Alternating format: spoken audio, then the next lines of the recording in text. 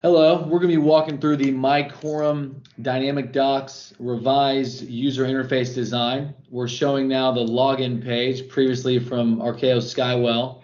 It has now been rebranded to a more modern look and feel that matches the Quorum brand of applications on the platform. The release will be scheduled the weekend of October 18th through the 20th. It'll be live in your client environment in production on October 21st. So October 21st will be the new date that these will go live.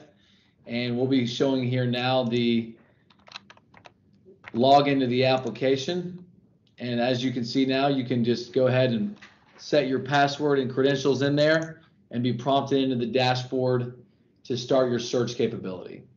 You can configure the system to default to the landing page of document management, which is just a one click right into your search. And as we recall, it has the same look and feel as far as the layout and functionality of the panels.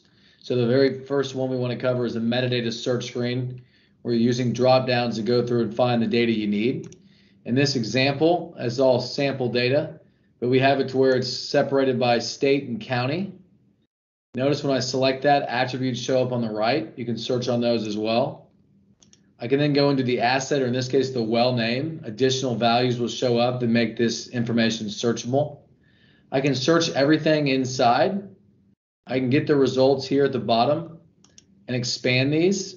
You can change the results settings by going and selecting the different display mechanisms. Or if you see the search box in the top right, I can type in, say, invoice, and it will filter the results to show invoice that shows up in the file name or in the document type. I'll retract this and go back.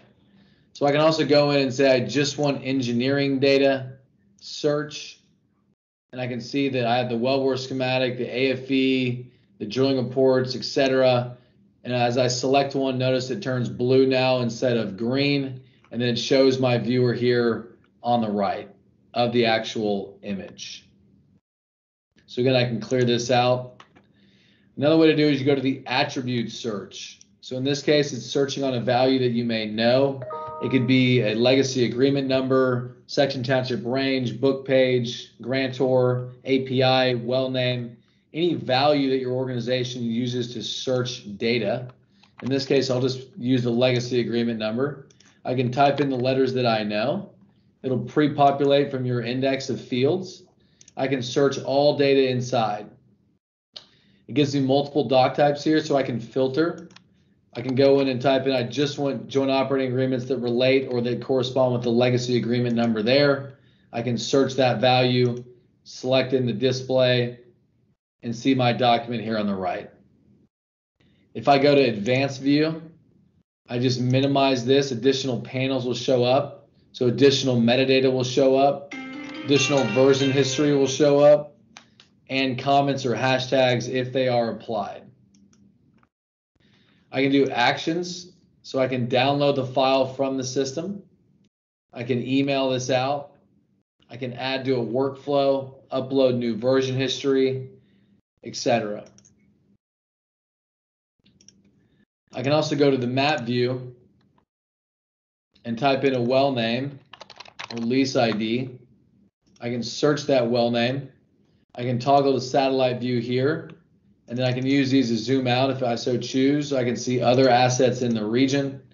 And then once you select one of these, I can see all files by clicking this well name, or I can drill into just the plats, and the system will route me over to display that search result for selection. Profile settings are the same. Users can configure their password, change their settings, define their notification methods as well. But this is hopefully a quick walkthrough of the solution for DynamicDocs and the new user interface that we rolled out.